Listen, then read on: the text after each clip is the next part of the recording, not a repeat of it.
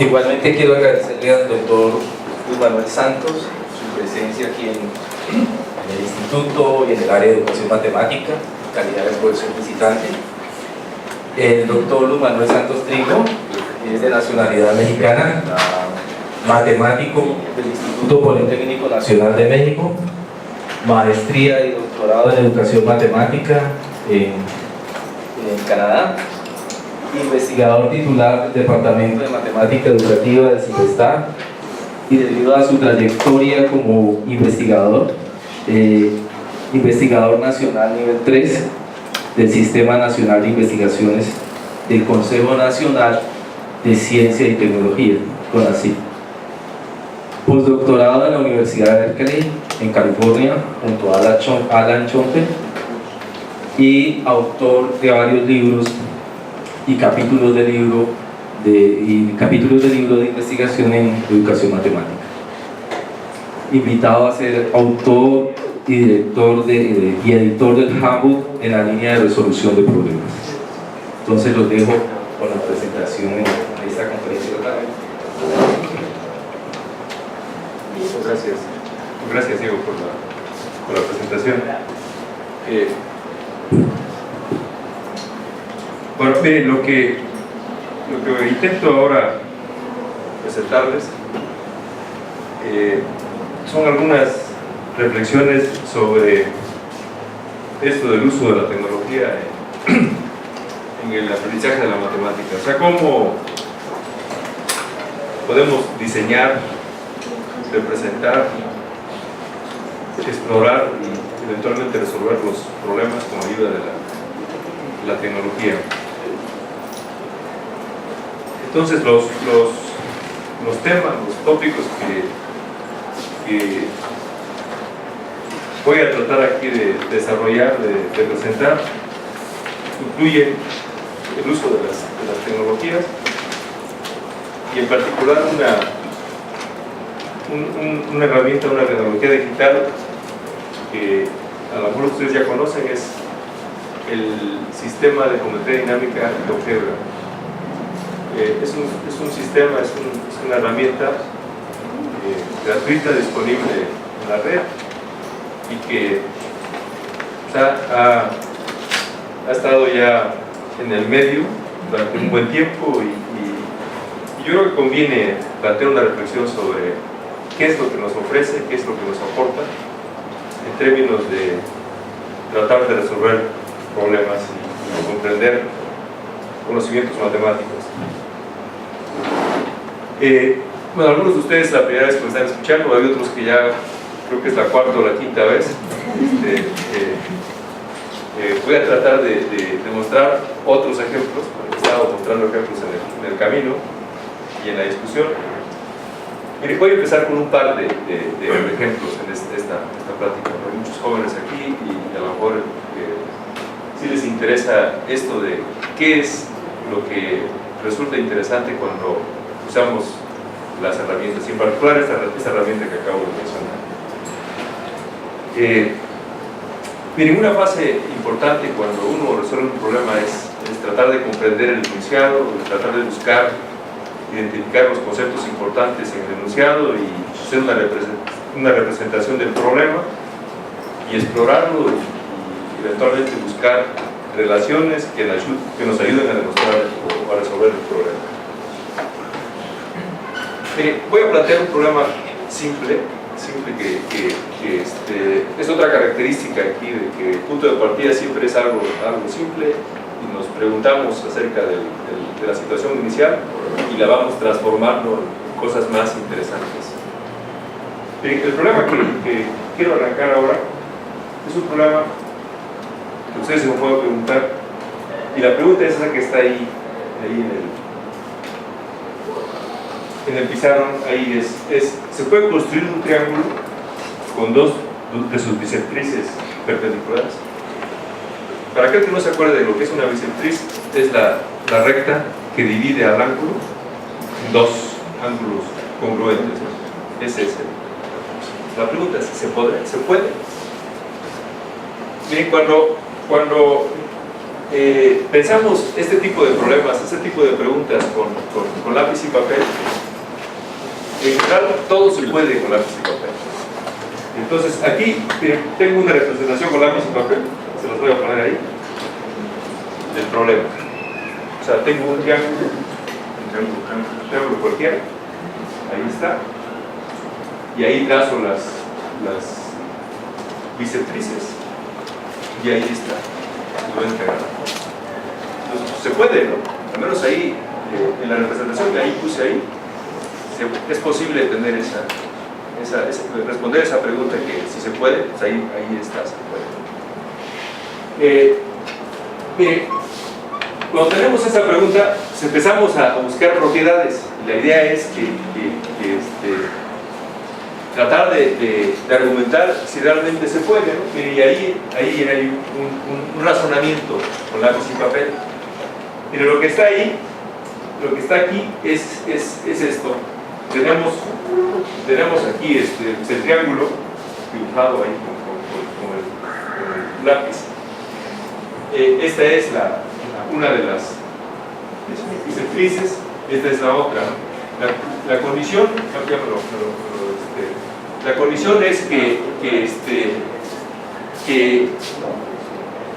sea de 90 grados, ¿no? Es que aquí ya estoy metiéndome en un razonamiento, pero ahora este es un video del proceso, ¿no? Por eso está ahí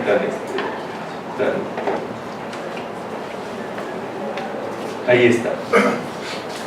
Mire, ese razonamiento que está ahí, a lo mejor lo escribo para que no me mire, como esto es 90 por hipótesis 90, entonces este más este es 180, ¿no? ¿De acuerdo? Entonces quiere decir que este más este es 90, ¿no? Y ahí está ahí. Mire, si yo multiplico por 2, me queda 2 alfa más 2 beta es igual a 180, o sea sería esto más esto, 180. Y si nos fijamos en otro triángulo, pues esto no puede ser, o sea, porque nos falta sumar el último ángulo que está acá. Entonces eso no se puede hacer. Es un argumento matemático para demostrar de que no podemos construir un triángulo con esas características. Entonces eso es pensar con lápiz y papel. Ahora, ¿cómo pensamos con la herramienta? Esa es la parte que de hecho me interesa, la parte importante.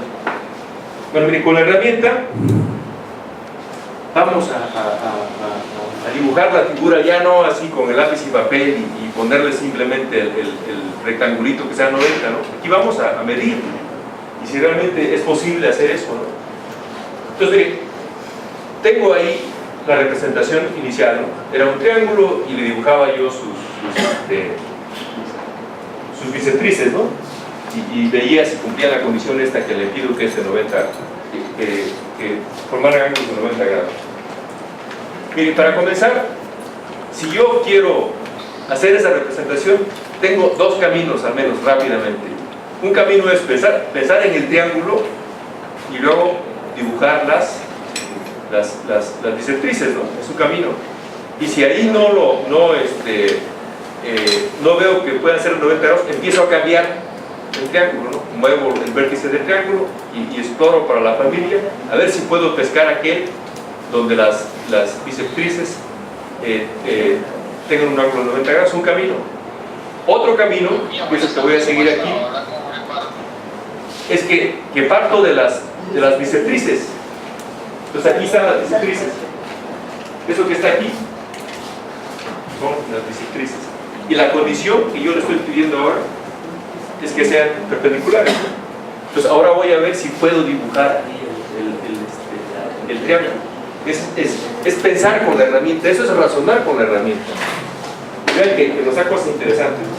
Entonces empiezo ahí, bueno, ahí este es trazo las perpendiculares, este es 90, ahí sí lo medí y mide 90, no es como en lápiz y papel, ¿no? Que uno le pone el cuadrito y a todo lo que le pone el cuadrito, el rectangulito es de 90, ¿no? Es una forma de aquí ya está, es con precisión, ¿no? Tomo un punto que va a ser un vértice del triángulo, un vértice.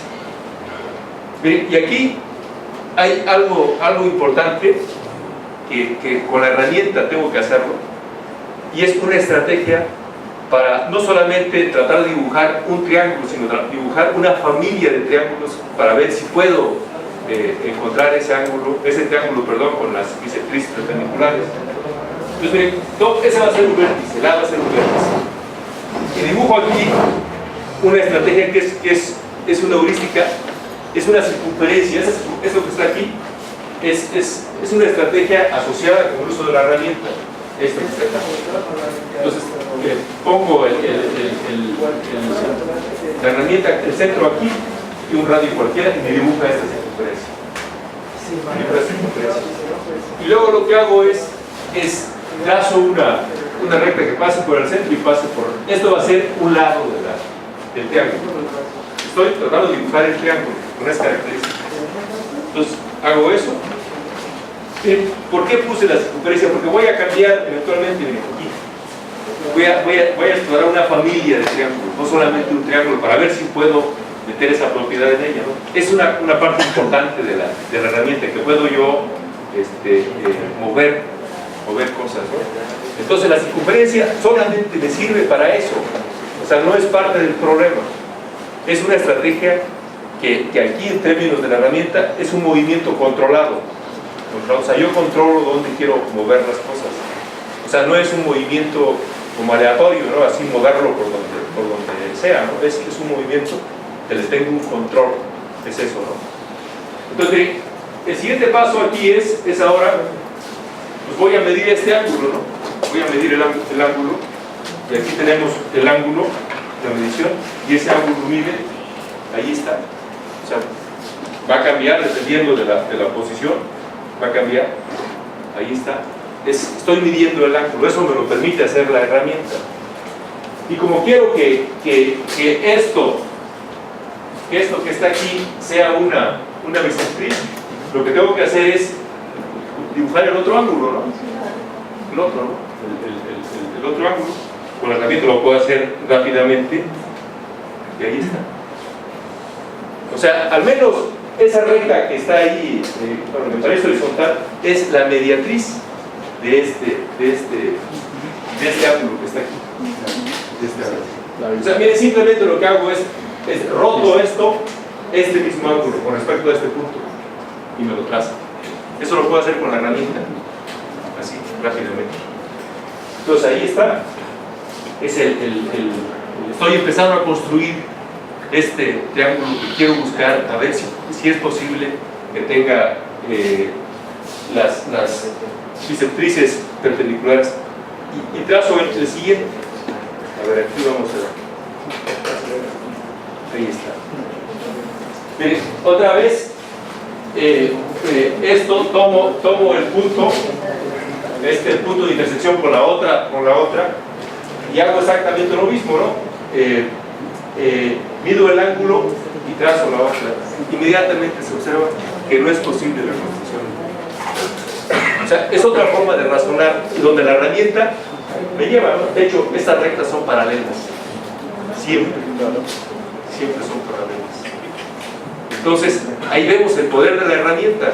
Como la herramienta, cuando yo la uso para representar, yo inicialmente podría yo no tener una idea de cómo abordar este problema, pero la misma construcción me va guiando, ¿no? Y bueno, aquí, por ejemplo, una parte importante es pues explorar, ¿no? O sea, no solamente es un caso, ¿eh? Aquí hay todos los casos, ¿no? Y se mantiene la propiedad de que siempre van a ser paralelas. Entonces se da cuenta ahí que la construcción es robusta, porque siempre esas van a ser mediatrices, ella también. Entonces ahí lo que se ve es de que no es posible. Entonces aquí contrastamos, hola, ¿qué tal? ¿Cómo estás? Contrastamos los dos acercamientos, uno con lápiz y papel, que es el primero que mostré ahí hay que razonar de cierta manera, y aquí es con la herramienta. Y aquí una parte rápidamente que se muestra que es interesante es el significado. O sea, aquí hay varios elementos en juego. Esto de generar una familia de objetos, en este caso de triángulos o de posibles triángulos, y vemos el comportamiento, ¿no? Entonces, es una de las cosas interesantes de la herramienta que nos permite a partir de la representación, encontrar propiedades que nos llevan a sustentar o a buscar argumentos para demostrar, en este caso, por ejemplo, que no es posible construir el triángulo con estas características, ¿no? Mire, voy a presentar otro ejemplo, más o menos en el mismo tenor. Otro ejemplo.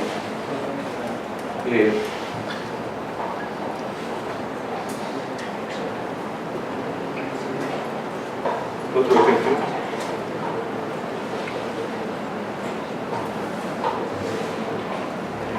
Miren, este es otro ejemplo. También es una figura simple. La otra era un triángulo.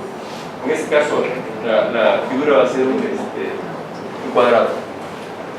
O sea, aquí nos gustan las figuras simples porque son interesantes, cómo generan una serie de situaciones interesantes. Bien, este problema se puede contextualizar, se puede pensar en un terreno que se quiere dividir en dos regiones o en dos regiones que tengan la misma área. Ese es el asunto.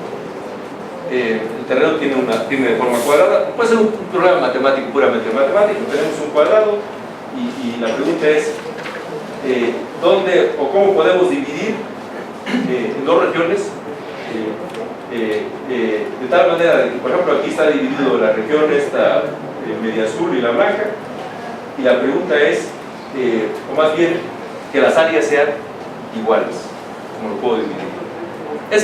Rápidamente es claro que al estudiante, por ejemplo, se le vienen a la mente los casos simples, ¿no? Por ejemplo, si yo trazo las diagonales, o sea, es clarísimo, ¿no?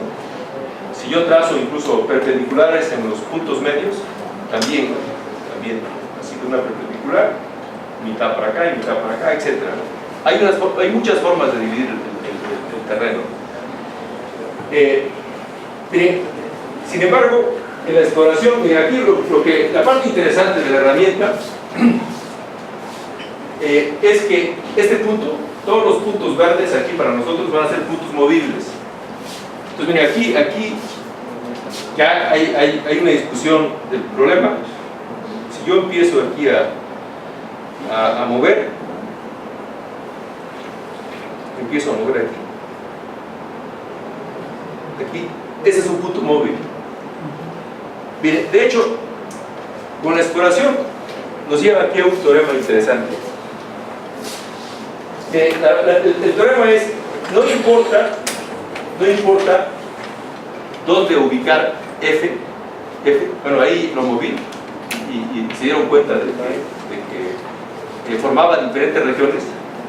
Siempre la región azul va a ser de la misma área que la región blanca, siempre. La única condición que tiene que tener es que esta recta que divide tiene que pasar por el centro. Entonces, esa es la única condición. Ahorita vamos a demostrar por qué eso es. Entonces, miren, aquí uno puede incluso medir, ahí no medí, pero fácilmente puede medir el área de acá y el área de allá y rápidamente verificar de manera empírica que eso ocurre.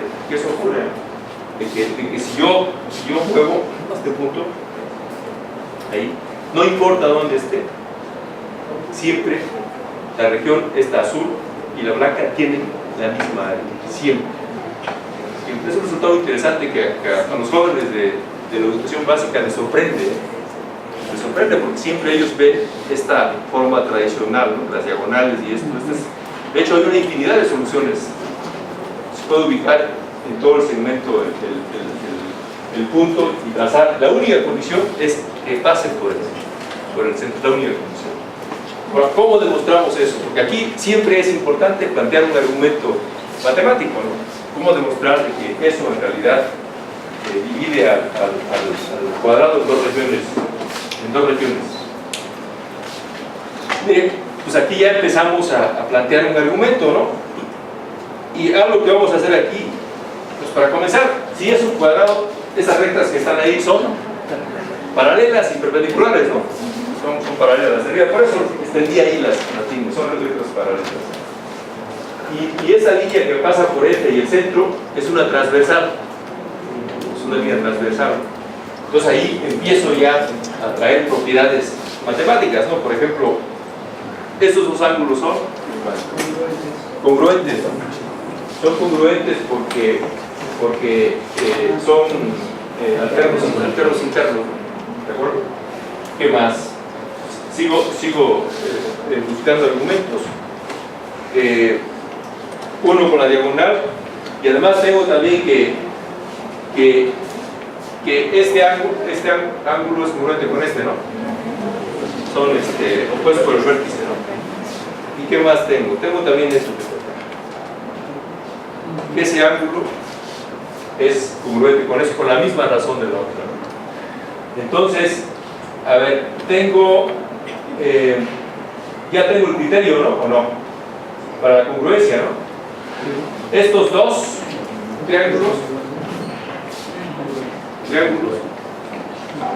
son congruentes, ¿no? Entonces, de ahí concluyo que las regiones estas, azul y blanca, también son congruentes. Porque miren, esa región incluye este pedazo, pero este pedazo tiene la misma área, ¿no? Y esta incluye este pedazo. O sea, la azul es la que está ahí, ¿no? Esa es la que está acá. Entonces, esta región, este que está aquí invadiendo es lo mismo que está acá. Entonces, siempre ocurre eso. Entonces, ahí es un argumento matemático de demostrar de que si yo divido el terreno con una línea que pasa por el centro, siempre las áreas van a ser congruentes.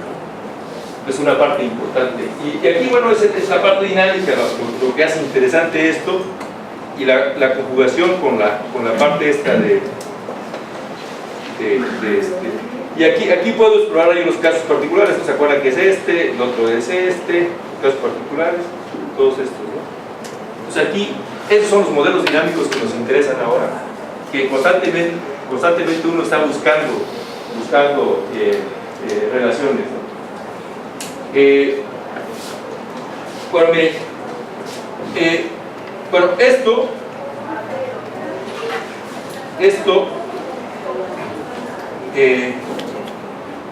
pues no se termina. Aquí, el punto aquí es y habrá otra manera de cómo dividir esa superficie, ese terreno, o esa figura que es el cuadrado, buscando otra forma de cómo encontrar esas regiones con la misma área. Bien, aquí vamos a buscar otra manera. Aquí está. Otra vez es la misma figura, pero ahora lo que tengo es un punto, en el interior del triángulo. Tengo un punto. Mire, voy a hacer lo siguiente. Voy a hacer esa construcción. O sea, tengo un punto en el interior del cuadrado, y lo que hago es uno con los segmentos estos de los vértices al punto. E identifico esas dos áreas. Y otra vez la afirmación es que el área azul es congruente, es la misma que el área blanca. No importa dónde esté ubicado el punto.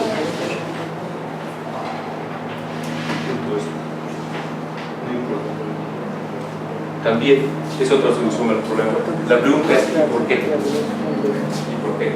Miren, con la herramienta yo pude ahí, de hecho creo que lo hice, pero ahora no lo tengo ahí visible, es medir el área, o sea, sumar las áreas, las azules, y luego sumar las blancas, y van a ver que siempre son iguales, siempre. Pero vamos a plantear un argumento matemático para esto, ¿no? Entonces aquí lo que vamos a hacer es otra vez una construcción auxiliar, y es esta. Esa construcción simple. Entonces lo que hago es trazo perpendiculares, y ahí es fácil de demostrar. ¿Qué es fácil de demostrar? Que este triángulo es congruente con este, que este es congruente con este, etc., ¿no? Con el mismo argumento, ¿no? Y eso demuestra de que esa forma de dividir también es otra solución al problema. Entonces, no solamente son esas soluciones triviales que se nos ocurren rápidamente, uno empieza a buscar otra manera de cómo resolver el problema. Y de hecho, esa es la parte, cuando uno estudia matemáticas, esa es la parte fundamental. Siempre buscar diferentes maneras de cómo resolver, buscar diferentes representaciones y buscar argumentos. Aquí el argumento es que ese es lado común, son paralelas, este ángulo es congruente con esto, es congruente con esto. Por los criterios de congruencia son congruentes todos esas parejas de triángulos que están ahí. Por lo tanto, la suma de las áreas, la azul y la blanca, son las mismas. Seguimos. A ver, ¿qué sigue? Bueno, aquí creo que ya aquí está. Seguimos ahora.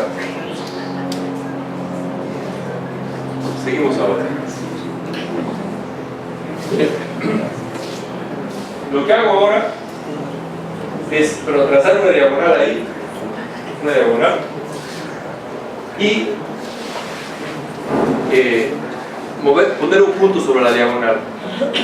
¿Por qué la diagonal? Bueno, pues se me ocurre ponerlo en la diagonal. Aquí las ocurrencias son bienvenidas, todas, y las exploramos, y si no funciona buscamos otra. O sea, es una parte del quehacer de la disciplina de la matemática. Es esa. Gracias. Entonces ahí está, ¿no? Pongo una diagonal y ahorita se van a dar cuenta por qué es importante la diagonal ahora. Hay una diagonal y hay un punto que se mueve en la diagonal. Gracias.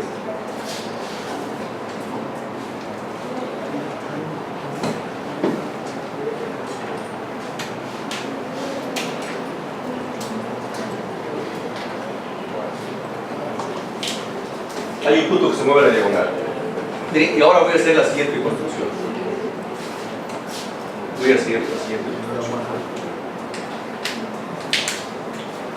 Entonces,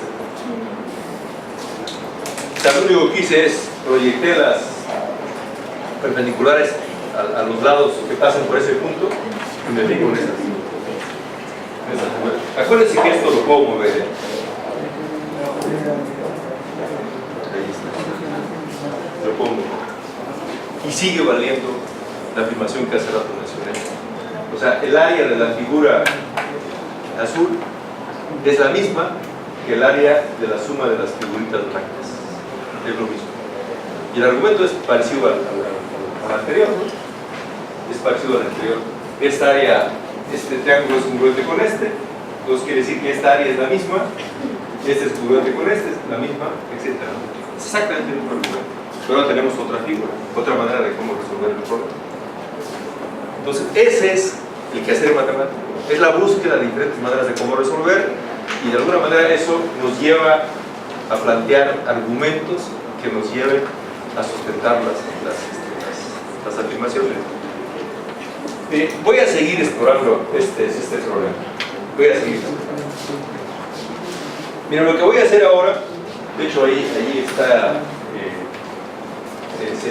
está la figura, la representación en un sistema cartesiano. Ahí lo ven en el sistema cartesiano. Entonces voy a aprovechar de que está ahí dibujada para hacer otras cosas ya con el sistema cartesiano, para explorar más este problema simple que involucraba una figura de las que estudiamos en la primaria, cuadrado, y dividirlo en dos regiones, no digo dos partes, dos regiones. Las partes pueden ser, aquí en este caso son varias partes, ¿no? La blanca es la suma de los blanquitos. Entonces esa es una parte interesante. Entonces lo que voy a hacer ahora es usar ese sistema y fijarme en otra cosa. Miren, aquí cuando uno hace una representación dinámica, siempre hay que ponerle atención a las cosas que se mueven, a las cosas que cambian. Identificar cuáles se mantienen fijas y cuáles cambian. Y si observamos que algo cambia, la pregunta es ¿cómo cambia? ¿Cómo cambia? Ese es un problema de cálculo ya. La variación, ¿cómo varía algo? Entonces vamos aquí a ver, si yo muevo este punto, miren, ahí el área se mantiene constante. Aunque ahí se vea que la figura cambia, se mantiene constante. Se mantiene constante porque el área azul es la mitad del área del cuadrado original. Esto es, y la área blanca es la mitad del cuadrado original. Entonces por eso se mantiene constante el área no cambia. Pero por otro lado, se nota como que el perímetro cambia, ¿no? O sea, el perímetro de esa figura que se genera ahí cambia. Ahí está, cambia el perímetro. Entonces la pregunta es, ¿y cómo cambia el perímetro de esta figura? Ya me olvidé del problema inicial, ahora me interesa saber cómo cambia el perímetro de esa familia de cuadriláteros, ¿no? Cómo cambia el perímetro. Entonces bien, ahí uso una herramienta que es poderosa en los ambientes dinámicos, que es esta. Pero bueno, mido el perímetro. Eso me lo hace en automático la herramienta. O sea, la herramienta yo le pongo con el cursor, le digo, quiero que me midas el perímetro, y me da automáticamente el valor del perímetro. Y si yo muevo, vean cómo cambia ya el número. Es el perímetro del cuadrilátero. Vean cómo va cambiando. Ahí está, cómo va cambiando. Yo lo puedo poner en una tabla, lo puedo hacer todo con la herramienta. Me voy a ahorrar todos esos pasos, pero lo que sí voy a hacer es, perdón, es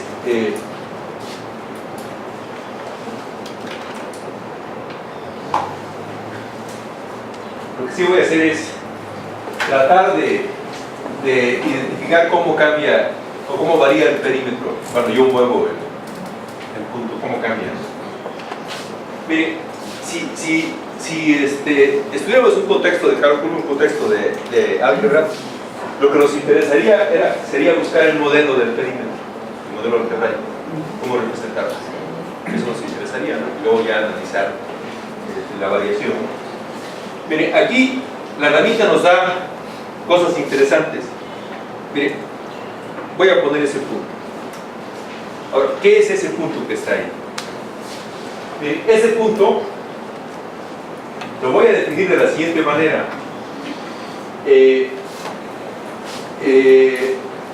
A ver, es la distancia que hay de aquí al punto, o sea, de frente al punto yo la mido, y a eso le voy a poner la coordenada X de ese punto. Desafortunadamente ahí no lo puse, pero es eso. O sea, ese punto que está ahí, tampoco le puse nombre, vamos a ponerle aquí Q. Ese punto Q tiene de coordenadas la distancia de A a L. Aquí, la distancia de A a L. Esto va a ser la X, coma, el perímetro. Esas son las coordenadas del punto. Le digo a la herramienta que me ponga ese punto. Aquí hay una barra en el sistema de geometría dinámica, y en automático me grafica ese punto. Entonces, se dan cuenta de que este punto, la posición va a cambiar dependiendo de dónde esté ubicada aquí el punto, ¿no? La distancia, si está aquí, esta va a ser la X, ahí esto es la X, y luego la Y es el perímetro que se asocia.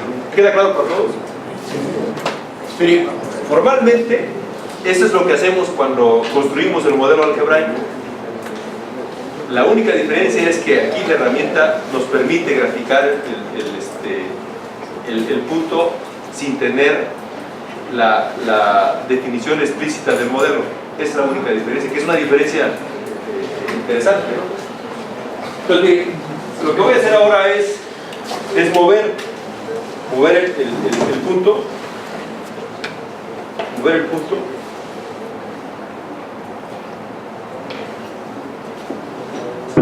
ya con la humedad. Ahí está. Quiere mover, ¿no? Y vean cómo tiene ahí un caminito, deja ahí una huella, ¿no? El punto, ¿no? Ahí está, ¿no? Ahí. Entonces, la pregunta que me voy a plantear aquí es, bueno, ¿cómo cambia? Y pareciera que ahí la parte interesante es dónde el perímetro de esa familia de figuras, el mínimo. ¿Dónde está el mínimo? Es un problema de optimización. Entonces, lo que voy a hacer es preguntarle a la herramienta, a ver, dime el lugar geométrico de eso cuando yo muevo este punto. Aquí lo tenemos. Ahí está. Ese es el lugar geométrico. O sea, es el rastro que deja el punto cuando yo muevo el punto L sobre la diagonal. Ese es el entonces, pues aquí ya más o menos puedo mover el punto L. Y vean el punto sobre la curva esta. Más o menos, ¿no? Por ahí. Ahí es el mínimo. Es el mínimo. O sea, de toda esa familia de los cuadriláteros, ahí hay una conjetura ahí rápidamente. El mínimo es cuando ese es un cuadrado. Cuando es un cuadrado. Entonces,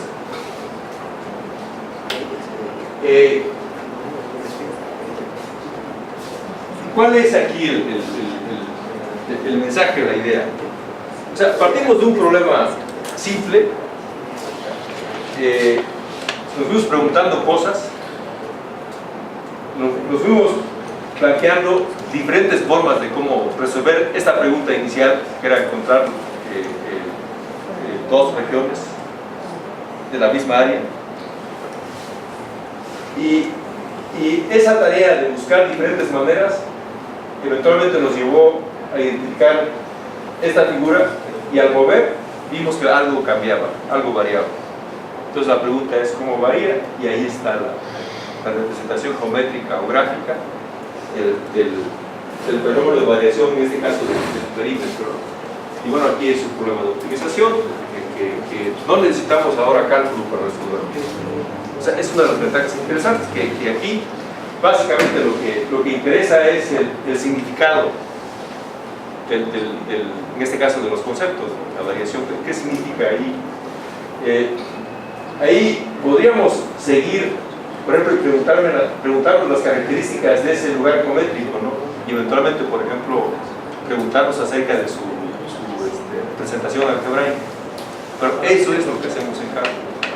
Pues esto incluso se puede plantear como un acercamiento al cálculo, o previo al cálculo, o precálculo, como le llaman, para entender los conceptos y después ya involucrarse en la tarea esta de construir el modelo algebraico, y toda esa herramienta que se estudia en el cálculo, de sacar la derivada, etcétera, igualar a cero, etcétera, todo eso. O sea, esto es lo que de alguna manera se puede hacer con la herramienta. Mire, ¿qué análisis podríamos hacer aquí de todo esto? Mire, en este problema simple aparecieron varios conceptos que hay que ponerles nombre, hay que identificarlos. Perpendicularidad, ¿no? O sea, las propiedades del cuadrado. Perpendicularidad es una parte fundamental, el concepto de perpendicularidad. ¿Qué otra parte? Paralelismo, ¿no? O sea, esto con las transversales, la diagonal y la transversal, para buscar argumentos, para demostrar de que la recta que pasa por el centro siempre divide al cuadrado. El argumento matemático que utilizamos fue basado en las propiedades de las paralelas y la transversal, ¿no? El paralelismo, ¿no? Diagonales. O sea, las diagonales resultan ser importantes en esta representación del objeto. ¿Qué otra cosa? El área, un concepto importante. ¿Cómo se mide el área? ¿Cuáles son las unidades? El perímetro incluso nos dio la oportunidad de pensar otro problema que no estaba en la agenda inicial. La simetría, ¿no? Otro problema interesante. O sea, cuando dibujamos los casos simples, aprovechamos la simetría de la figura.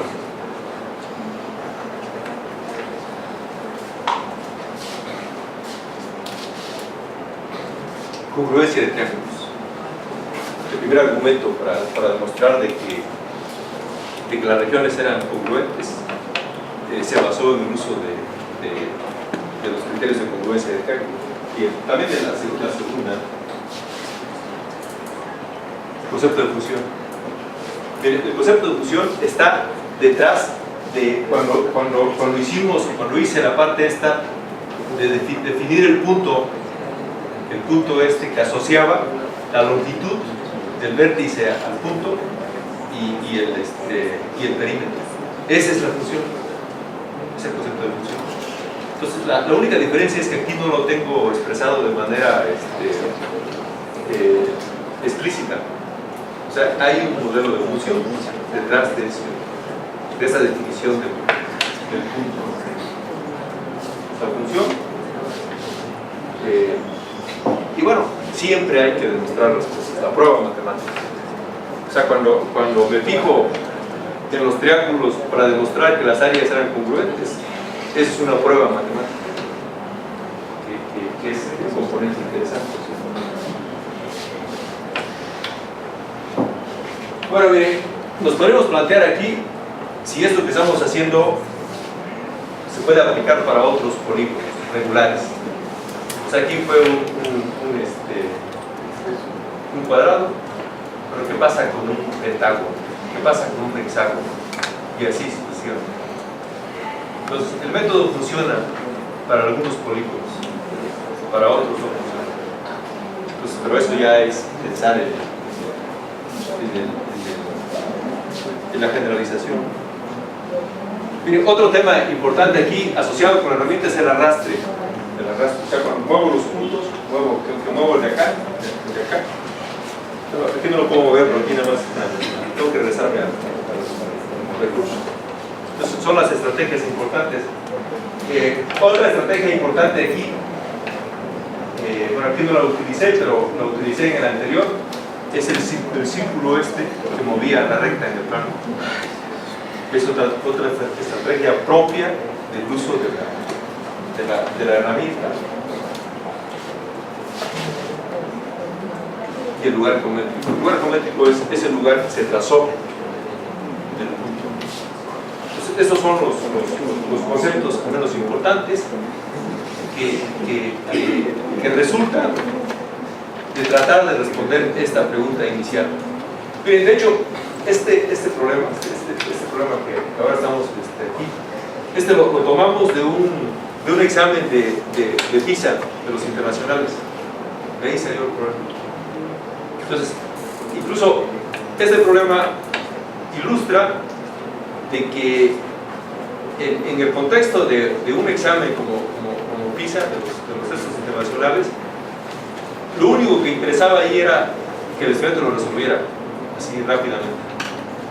Pues aquí ese no es el interés de nosotros. El interés es tratar de buscar otras maneras de cómo resolverlo. Eso no le interesa al PISA.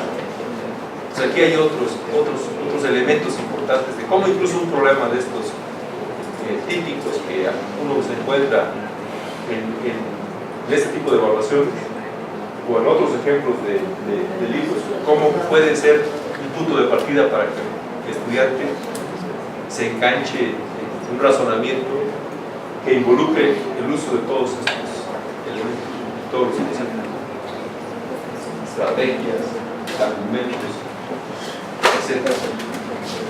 Entonces, y bueno, conjeturas es cuando decimos, parece que esto puede ocurrir, y busco la manera de cómo darle sustento a las conjeturas.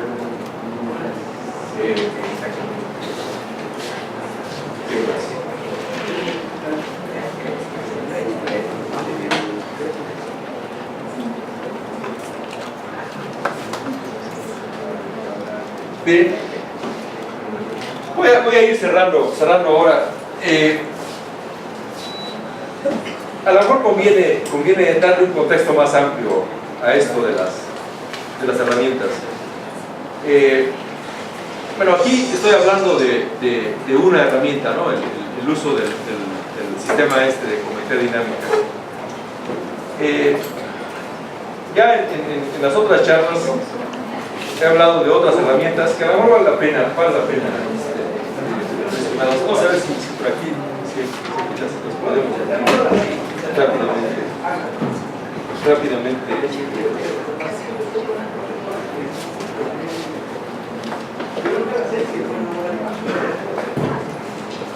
de tecnologías digitales.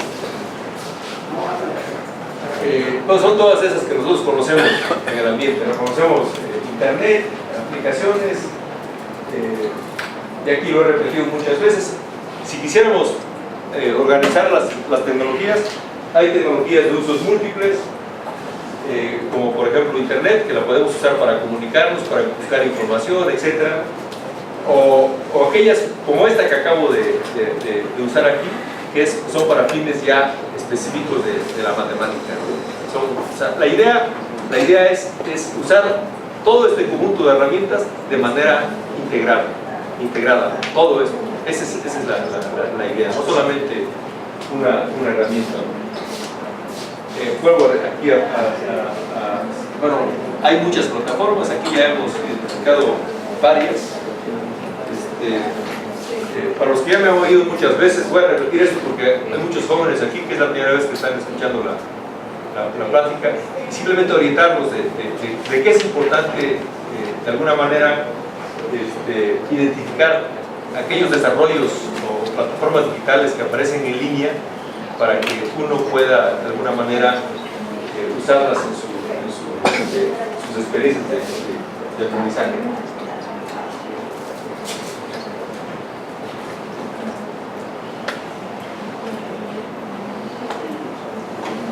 ¿Qué otra? Bueno, esta ya la he presentado muchas veces, le voy a pedir regalías al que la diseñó. Es la Khan Academy. Es una plataforma, si ustedes todavía no la conocen, es importante que la conozcan. Ya aquí lo he mencionado. O sea, por ejemplo, si ustedes le ponen ahí al Khan Academy y quieren, por ejemplo, estudiar por ejemplo, problemas de optimización, ahí hay un video que les va a explicar todo lo relacionado con el tema de optimización. Son videos cortos y además tiene esta propiedad de que, por ejemplo, si es la primera vez que ustedes van a estudiar, los ubica en un lugar. Si ya tienen experiencia, los ubica en otro lugar. O sea, en términos de darles materiales y todo eso. Esta es una plataforma muy usada. ¿Qué otra? Bueno, ya he hablado muchas veces de los MOOCs. Los MOOCs son los cursos estos masivos, disponibles en línea y son gratuitos. Entonces, ustedes pueden, hay cursos de todos tipos, hay cursos para hacerse web deportista, para incluso estudiar matemáticas. Entonces también eso ya es algo que aparece ya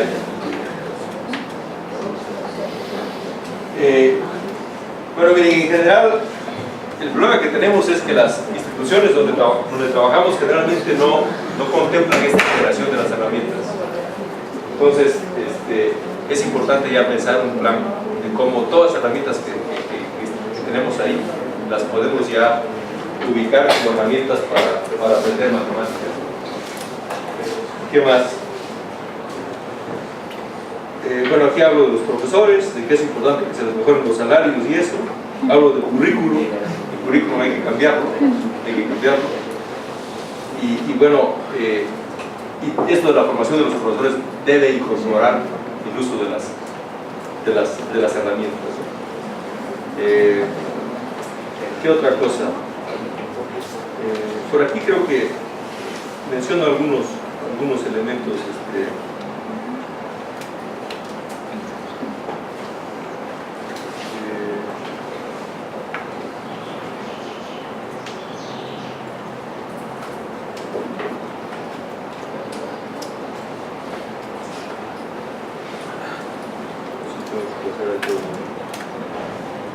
voy a cerrar con algunas reflexiones aquí que a lo mejor después, si hay preguntas muy particulares,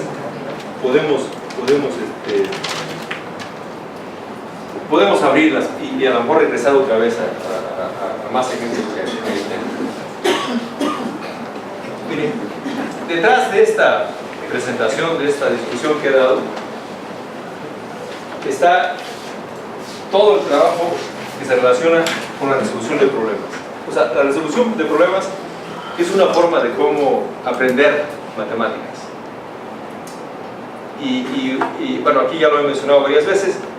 Cuando uno habla de resolución de problemas, una parte importante es no pensar en los problemas que generalmente aparecen en los libros de texto. O sea, la idea de la concepción de problemas desde esta perspectiva es que un problema es un punto de partida para que uno se enganche en una reflexión matemática. Así como el ejemplo que acabo de mostrar hace rato, ¿no? del cuadrado. O sea, el cuadrado no termina cuando uno encuentra de que la diagonal divide al cuadrado en dos áreas congruentes. O sea, siempre es y cómo lo hago de otra manera, de otros métodos busco para resolverlos, cómo conecto otras cosas. Eso es básicamente lo que andamos buscando cuando hablamos de resolución de problemas. O sea, no es solamente resolver el problema, es empezar a buscar. Por ejemplo, aquí dejamos algunas preguntas pendientes. Cuando dije, pasa todo esto que hemos discutido aquí con otros polígonos regulares, o sea, pasa con los pentágonos, con los hexágonos, con los pentágonos, etc. Es una pregunta que extiende esta pregunta inicial. Eso debe ser parte de la reflexión cuando hablamos de resolución de problemas. Por ejemplo, bueno, eso lo acabo de mencionar ahorita. El problema es un punto de partida. Bueno, siempre hay que buscar diferentes formas de resolver el problema. Eso lo recalco mucho porque en general en la enseñanza formal esto no se da, ¿no? Bueno, hay que cambiar el currículo, un currículo flexible, donde tengamos esta oportunidad de discutir y de resolver los problemas, de conectar las ideas. O sea, esta lista que hice de los conceptos no tienen un orden como aparece en las propuestas formales. Hay un orden así muy establecido.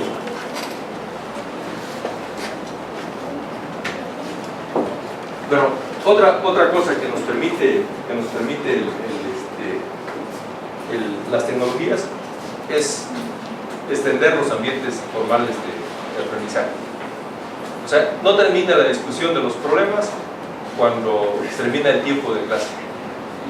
Y bueno, ahí hay otras tecnologías que resultan importantes, que son las tecnologías de la comunicación, o sea, las aplicaciones, como por ejemplo el Skype, el FaceTime. Todas esas aplicaciones las podemos usar para continuar discutiendo los problemas, ¿no?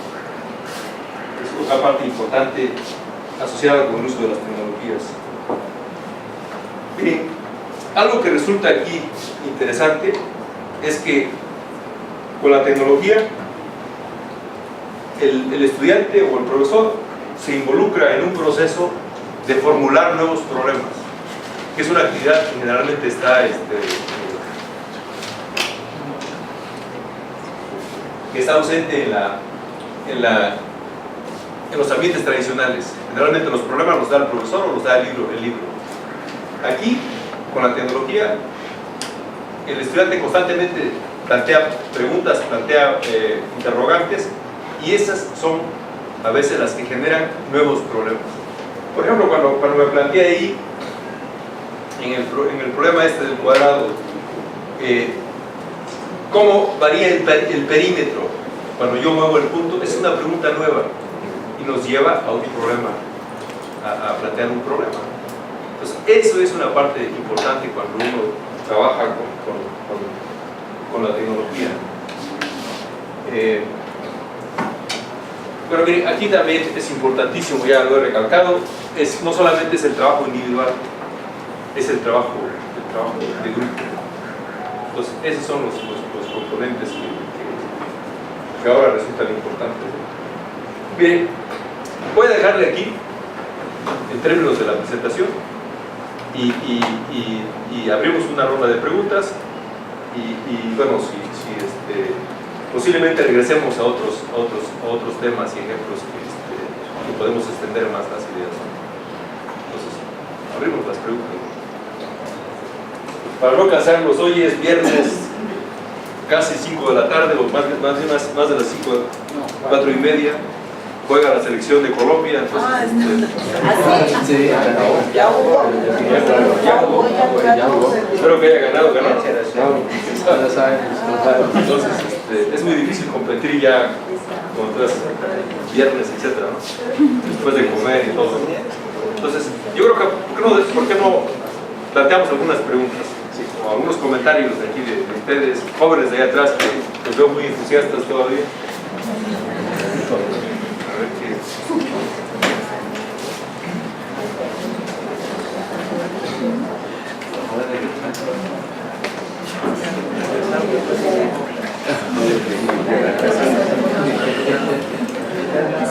¿Quién quiere empezar?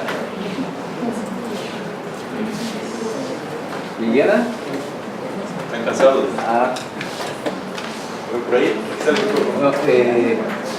No, es que, a ver, incluso yo le había pedido a David, sí, disculpe, yo le había pedido a David esta mañana, después de que se terminó el espacio de la cátedra doctoral, que esta intervención fuera más corta, con el fin de que se abriera un espacio a que pudiera formular preguntas por parte de todos los aquí presentes. Sí, algunos me señalaron como esa necesidad. Entonces, bueno, estamos dando ese espacio. Entonces, no sé quién quiere empezar.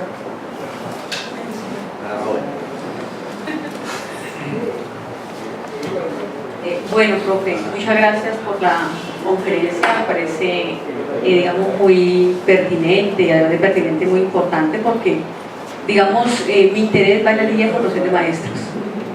Entonces, escuchando esta mañana las diferentes apreciaciones que hacían acerca de la conferencia, yo notaba que, digamos, una de las cuestiones que de pronto no quedó muy clara fue respecto a la generalización. Es decir, si realmente estos procesos utilizando tecnología permiten o favorecen que haya realmente una generalización.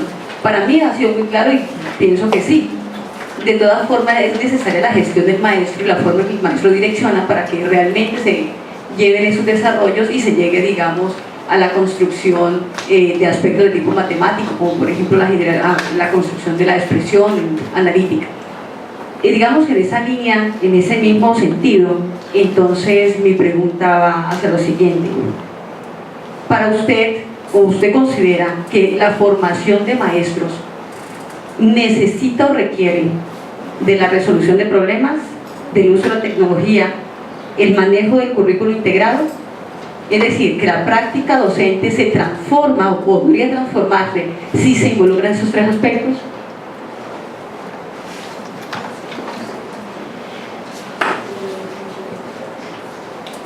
No, la respuesta sí es totalmente cierta.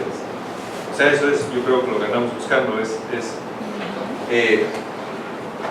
miren, cuando regresando un poco al comentario previo que planteaste, eso de la generalización,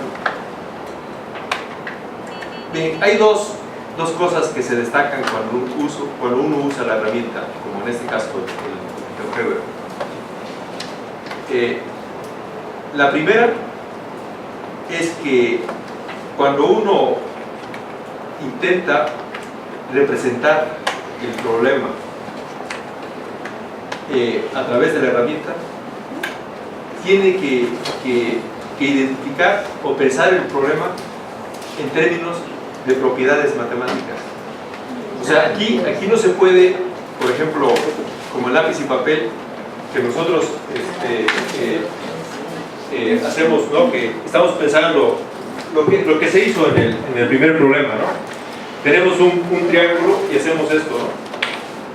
Así, o tenemos un cuadrado y hacemos esto que está ahí. Y el maestro lo que dice, aquí está un cuadrado. Eso no lo podemos hacer con la herramienta. Para que la herramienta identifique un cuadrado, lo que tenemos que hacer es pensar en las propiedades. Y decir, por ejemplo, bueno, sí tiene un comando ahí que puede dibujar directamente el cuadrado, pero sí hay diferentes formas de cómo dibujarlo. Pero cuando digo propiedades, tenemos que decir, dado este segmento, si yo quiero construir un cuadrado, veo las propiedades y digo, lo que tengo que hacer es construir una perpendicular. Entonces llamo la perpendicular y me la traza. Quiero que este lado sea congruente con esto. Llamo un comando aquí y me traza un círculo y me traza esto. O sea, toda la construcción que yo hago es a partir de propiedades, cosa que no se me exige con el lápiz y papel. El lápiz y papel yo hago y asumo que el estudiante me está siguiendo. Pregúntale a los estudiantes qué piensan del cuadrado. A lo mejor el profesor piensa en un conjunto con propiedades, o sea, piensa todo esto de paralelismo, perpendicularidad, lados congruentes. Pregúntenle a los estudiantes si piensan lo mismo. Y aquí una de las partes interesantes de la herramienta es que el estudiante, para poder representar los objetos, tiene que identificar las propiedades importantes. Es decir, incluso ya que identifica esto y esto, tiene que decirle a la herramienta, a ver, pero quiero eso que sea un polígono. Y hay una herramienta polígono que lo hace así. O sea, lo que uno ve visualmente no necesariamente la herramienta lo identifica como tal. Cuando ya tenemos todo eso, empieza ya a proporcionar elementos importantes, como por ejemplo rápidamente proporciona el área. Uno puede rápidamente calcular el perímetro y ahí empezar una serie de exploraciones. Entonces ese es un tema importante. O sea, la interacción con la herramienta se basa en identificar propiedades matemáticas. Eso yo creo que de entrada ya es una ventaja que el estudiante se obliga a pensar el objeto a partir de propiedades matemáticas. Ese es un tema. El otro es de que, por ejemplo, el primer problema ese de las perpendiculares de las bisectrices. En ese problema, lo que se está representando, o sea, cuando empecé y tracé una recta que sería donde estaría uno de los lados del triángulo y el vértice, y luego cuando trazo ese círculo se asocia con una familia, o sea, no con un caso particular. O sea, ando construyendo la representación de tal manera que después de que yo empecé por ejemplo, a trazar el primer vértice y los lados para ver que eso era la mediatriz, yo podía cambiar rápidamente. Y simplemente el cambio lo asociaba con el movimiento del punto sobre el círculo. Entonces ahí es un caso que no solamente es lo particular, que es el caso del lápiz y papel. El lápiz y papel fue lo primero que puse ahí y era el objeto que estaba ahí y empecé a razonar con ese objeto. Aquí se abre esa posibilidad de generalizar. O sea, la familia que se puede construir inmediatamente moviendo puntos es un camino para hablar de la generalización. O sea, hay varios temas ahí involucrados que por ejemplo, nunca me interesó en el problema saber las dimensiones del triángulo por adelantado. Cualquier es un triángulo. Yo puedo mover un lado y cambiar el triángulo. Entonces eso nos permite hacer la herramienta. Entonces yo creo que en ese sentido hay un potencial ahí importante que se puede explotar. Y lo otro, definitivamente, o sea, hay que ya abrir una discusión sobre las rutas, el camino, para que el profesor se apropie de las herramientas. Apropiar quiere decir, yo tengo este es un artefacto, ¿no? Esto que está ahí. Este artefacto yo lo transformo en una herramienta cuando ya empiezo a usarlo para algún propósito. Entonces, así, o sea, estamos llenos de artefactos. Un artefacto es el sistema dinámico. ¿Cuándo es una herramienta importante? Cuando ya lo utilizo para resolver problemas. Entonces, ya ese proceso de transformar un artefacto en una herramienta es un tema importantísimo y que es parte de la formación del profesor. Y estas ideas que aquí he más o menos esbozado a nivel general de lo que es un problema, de por qué es importante buscar diferentes maneras de cómo resolverlo, la parte esta de plantearse preguntas, esas las podríamos poner en algo así como problematizar. Esa es la palabra que resume toda esta idea de aprender matemáticas. Y la otra, necesariamente tenemos que pensar el currículo.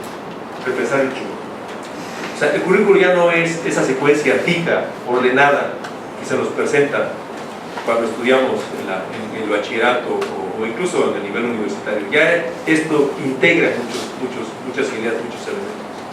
Yo creo que eso es lo que andamos buscando ahora, construir un currículo que ahí le puse flexible, más flexible, donde el foco de atención sea el desarrollo de estos que en la literatura se conocen como hábitos del pensamiento matemático, y no solamente que el estudiante aprenda a resolver una ecuación cuadrática o un sistema de ecuaciones, que aprenda a qué significa representar a través de un sistema de ecuaciones un fenómeno y cómo de alguna manera se puede explorar toda esa riqueza que hay en este tipo de representaciones. Pues yo creo que es más o menos en este punto. ¿Quién continúa?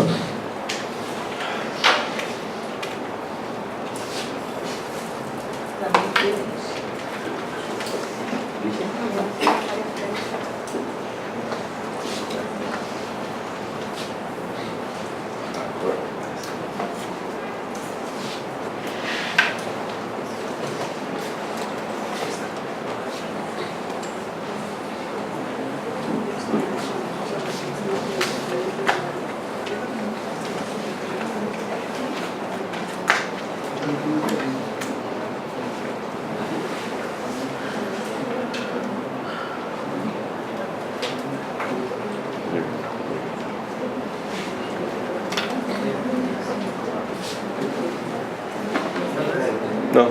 Creo que no alcanza el alcance del micrófono. Es finito. Si quieres, vete para acá para que te escuchen todos los demás, porque el alcance del... Mi pregunta es, pues,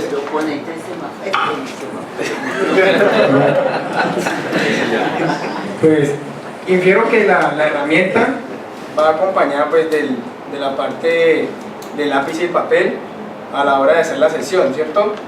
Pero la pregunta es si este tipo de representaciones infieren más a la experiencia pragmática o a una experiencia mental. Yo creo que las dos cosas. Mira, lo que hace la herramienta, como muchas herramientas que tenemos en la vida que las usamos, de alguna manera te amplían la cognición. O sea, ya ahora no reflexionamos, por ejemplo, de la importancia de la escritura. O sea, la escritura extendió la parte cognitiva del individuo, ¿no? En el sentido de que antes o sea, se memorizaba uno todo y el discurso así era una parte fundamental. Cuando ya la escritura se hace masiva, pues la escritura es una herramienta que te permite ordenar información, etc. Lo mismo esto.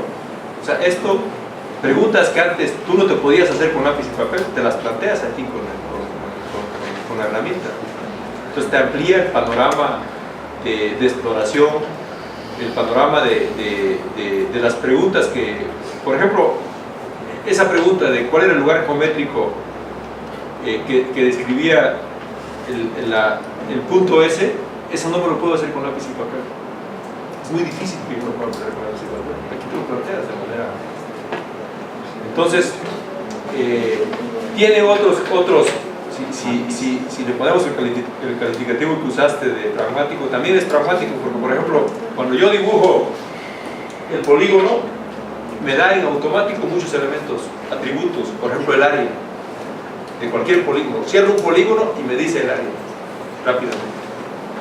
Entonces hay una conjugación de varios elementos importantes. Aquí yo creo que el tema o el reto es cómo ponerle atención y llevarlos a un escenario donde esto sea un elemento importante para pensar matemáticamente. Creo que esa es la parte y el reto que tenemos los profesores y bueno, y los estudiantes, ¿no? Finalmente.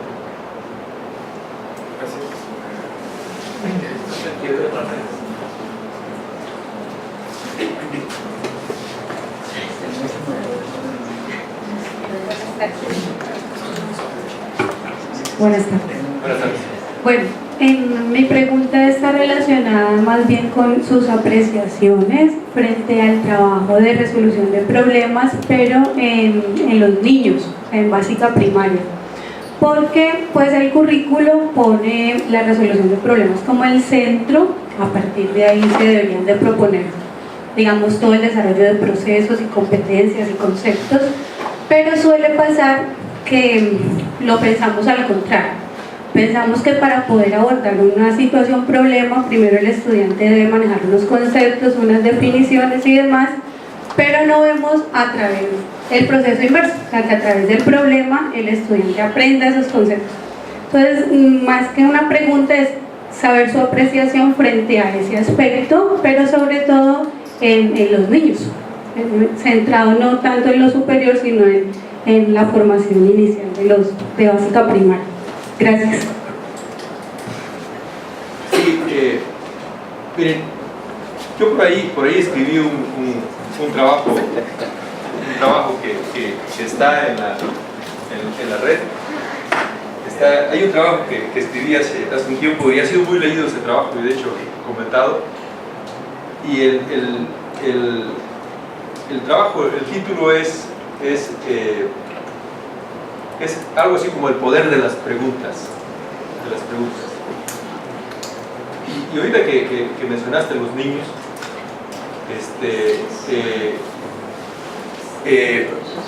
de hecho, en ese artículo menciona un estudio que hacen los ingleses y se refiere a que los niños tienen una capacidad para plantear preguntas. Incluso en este artículo contaban el número de preguntas que hace un niño desde temprana edad y se manejaban alrededor de 300 y no sé cuántas preguntas, de todo tipo de preguntas. Y bueno, las mamás las ponían siempre en jaque, ¿no? de que incluso cómo la mamá responde a ese tipo de preguntas. Básicamente lo que ahí se mencionaba es de que desafortunadamente cuando el niño avanza y también es parte del ambiente, como que no se valora esta parte de las preguntas y el niño a veces se va disminuyendo este espíritu inquisitivo que lo caracteriza desde muy niño, ¿no? Y yo creo que esto de las preguntas va asociado con la resolución de problemas. Entonces, por supuesto, de que algunas preguntas son preguntas complicadas las que plantean ¿por qué las olas del mar? ¿Por qué la noche? O sea, preguntas que él las expresa a su manera. Y algunas pues hay que buscarle una manera de cómo resolverlos, ¿no? Pero yo creo que la parte aquí importante es esa, de que ahí decía de que en general se va decreciendo este espíritu inquisitivo. Y ya cuando uno llega a la universidad, ya como que eso está casi eliminado, ¿no? Entonces, mire, cuando uno habla de resolución de problemas, esas son las partes que hay que volver a retomar, las preguntas. Ahora, con esto de la resolución de problemas, miren, la resolución de problemas de alguna manera atiende la parte del desarrollo de los hábitos del disciplinarios, en este caso de la matemática. ¿Cuáles son los hábitos si los quisiéramos resumir? En matemáticas una parte fundamental es representar y plantear conjeturas. Esa es la parte, buscar patrones invariantes, es un tema fundamental. Y después de que uno ya plantea una conjetura, ¿cómo la sustento? Y aquí hay una variedad de argumentos, incluyendo algunos visuales, incluyendo algunos empíricos, y los que están ya hasta el final, que muchos creen que es la parte fundamental de la matemática, son los formales. Yo no creo que sean los más importantes. Yo creo que también esta parte de los argumentos empíricos visuales son una parte importante. Y la última fase pues, es comunicar todos estos resultados. Así, en resumido, son las actividades importantes cuando uno estudia matemáticas.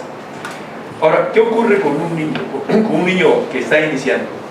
Bien, el niño tiene esa capacidad de buscar patrones desde muy temprana edad.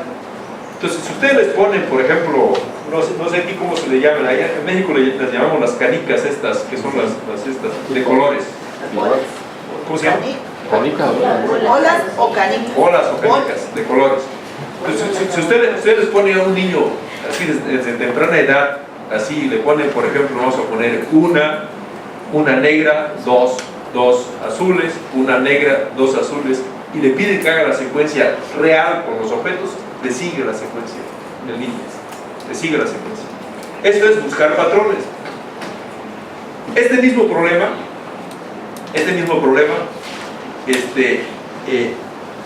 eventualmente lo que hacemos es, le quitamos las canicas al niño, o sea, cuando va creciendo. Y por ejemplo, puede ser una representación. En lugar de físicamente ponerle ahí las canicas, le ponemos una N de negra y una R de roja, ¿no? N, R, R, N, R, R. Y así podemos cambiar el patrón. Estoy pensando en uno trivial, ¿no? Entonces, ya ahí es otra fase de analizar el fenómeno. Ya no es con los objetos físicos, ahora ya es con una representación que es la N, que significa una canica negra, etc., ¿no? Es otro estado más alto comparado con el primero. Bueno, seguimos. Miren, este problema se lo pueden plantear a nivel bachillerato o más y le pueden decir, a ver, dime de qué color, siguiendo esta secuencia, es la canica 2018. O sea, ya es un problema interesantísimo. Hay que expresarlo, hay que expresar el patrón y ya hay que tener. Es exactamente el mismo patrón. Entonces, esa es la parte que hay que promover en el estudiante, de que toda esa experiencia que desarrolla desde temprana edad se puede ir de alguna manera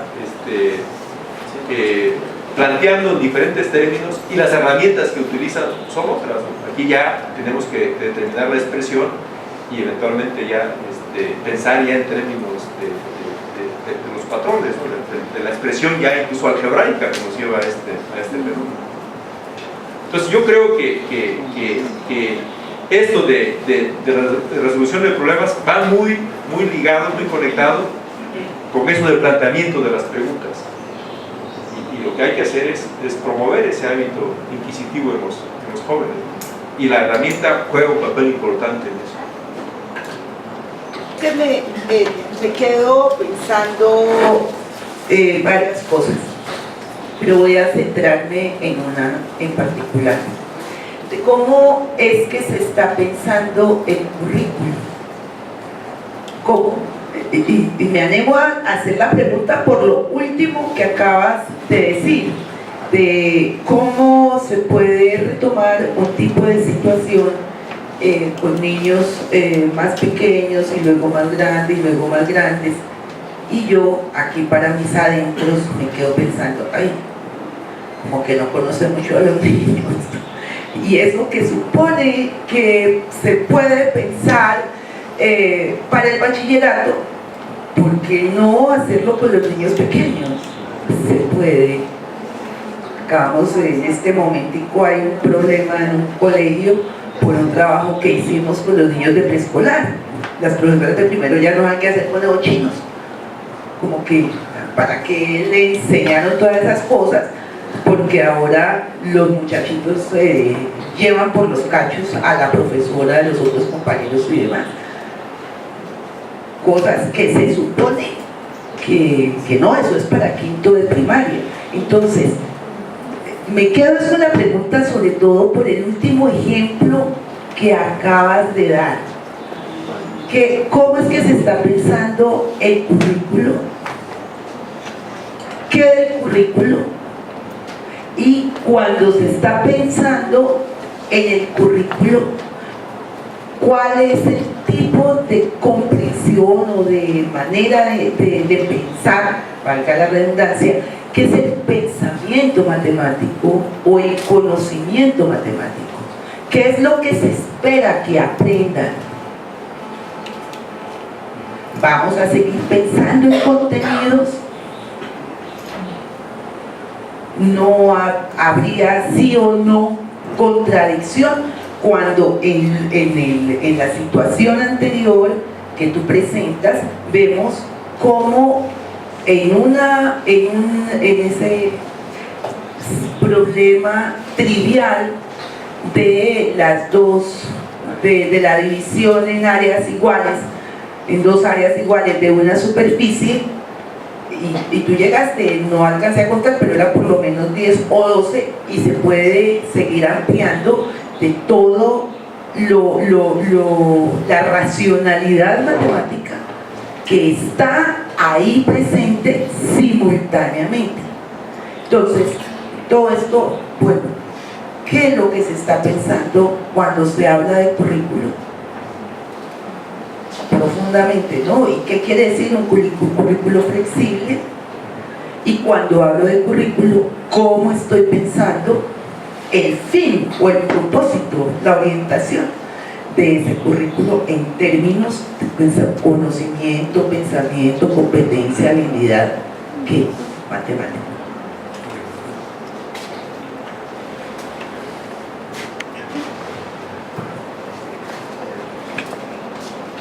Bueno,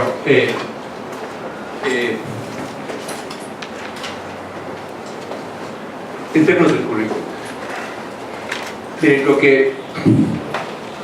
cuando uno piensa qué es lo esencial en una propuesta curricular, siempre lo que destaca y lo que aparece rápidamente son los contenidos.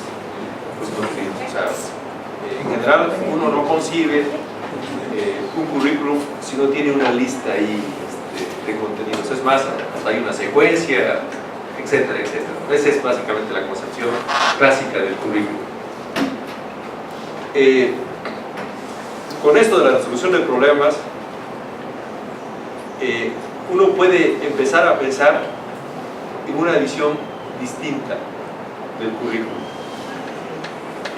Y distinta va en el sentido de qué es lo fundamental cuando uno estudia matemáticas. Incluso ahora uno se puede plantear sobre si estos contenidos que tenemos ahora ya hay cierta indicación de que a lo mejor hasta van a desaparecer muchos contenidos. Voy a ser así un poco exagerado, pero quiero hacer un punto aquí. Miren, en los contenidos tradicionales, muchas de las cosas, por ejemplo, es esto de factorizar. Por ejemplo, toda esta parte algorítmica juega un papel importante y muchas veces ahí se queda el currículum cuando ya lo implementamos en un salón. Entonces, yo comentaba en una de las pláticas anteriores de que mucho de ese trabajo se puede hacer ya así, de rápido, con una aplicación que ustedes la tienen en su celular o la pueden tener en su celular. O sea, ustedes llegan, le toman una foto a la expresión y si la expresión es, por ejemplo, una expresión igualada a 0, les calcula el valor de la así, inmediatamente. Les deriva, les calcula integrales, es más, le pueden decir, muéstrame cómo se hizo y les da todos los pasos ahí.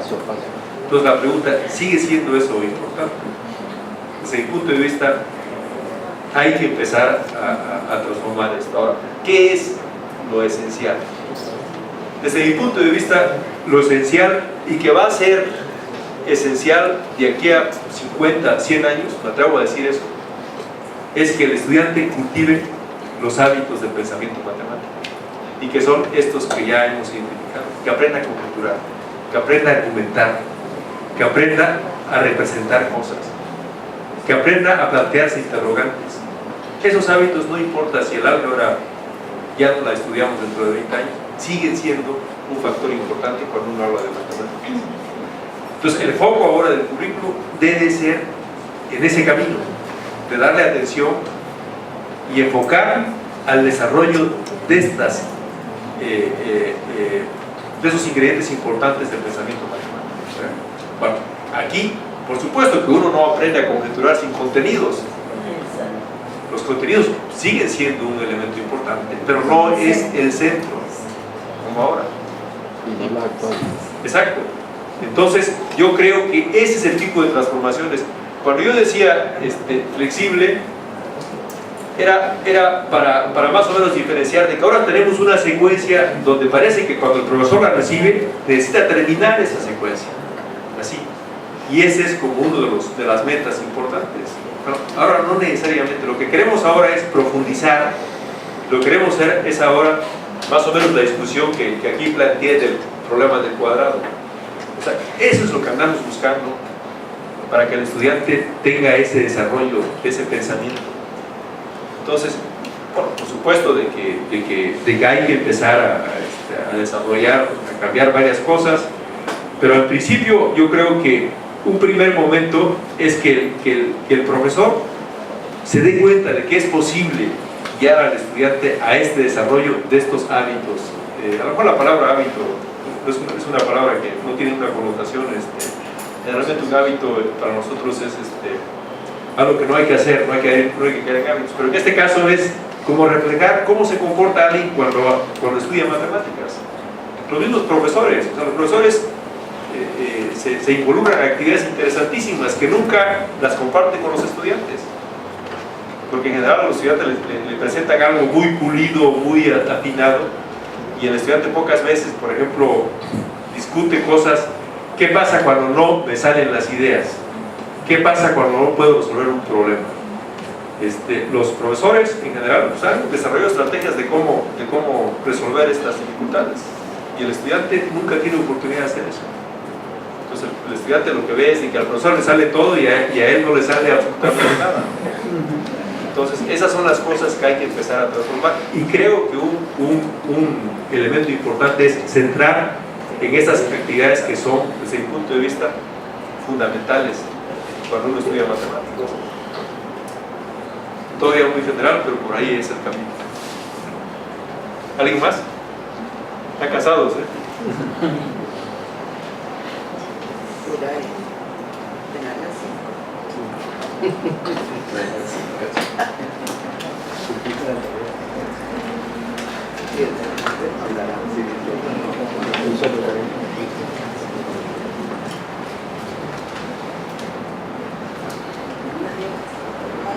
¿Alguien una pregunta más?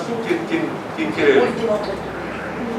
La última hora. Yo quisiera decir algo con respecto a lo que acaba de mencionar, porque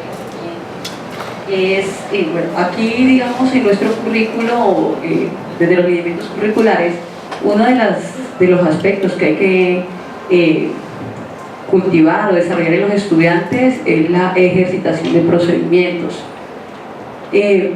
Pienso que eso es importante en la medida en que va a permitir que los estudiantes aprendan a comunicar, digamos, desde las matemáticas.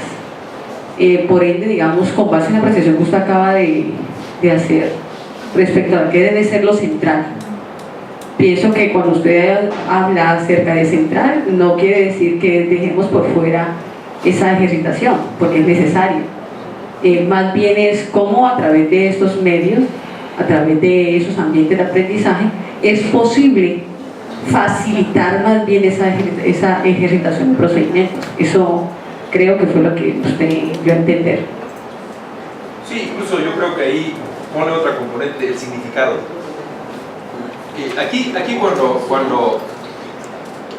se usa la herramienta, un poco más adelante, un tema importantísimo es el dominio. El dominio donde yo muevo, bueno, eso fue en la otra plática. Por ejemplo, miren, ustedes no detectaron esto, pero ahora se los digo. Cuando se trazó el círculo, para el problema del triángulo, tracé un círculo y había un punto que se movía en el círculo, ¿no? El perímetro se movía. Bueno, movimiento lo acoté a la mitad del círculo. Y eso es por la simetría. Es una regresión que uno tiene que hacer, porque si no, le genera otra representación del fenómeno. Entonces, hay otros problemas interesantes. Bueno, en cálculo, el dominio es una parte fundamental cuando uno estudia las funciones, pero también aquí hay el problema, la discusión de los dominios. ¿Cuándo tiene sentido? Muchas veces cuando, por ejemplo, movemos objetos que están relacionados con un punto que se mueve en una recta o un círculo, vemos cosas muy interesantes y medias difíciles y están asociadas con el dominio, dónde se mueve. Entonces, son otros temas también importantes, ¿no? En ese sentido.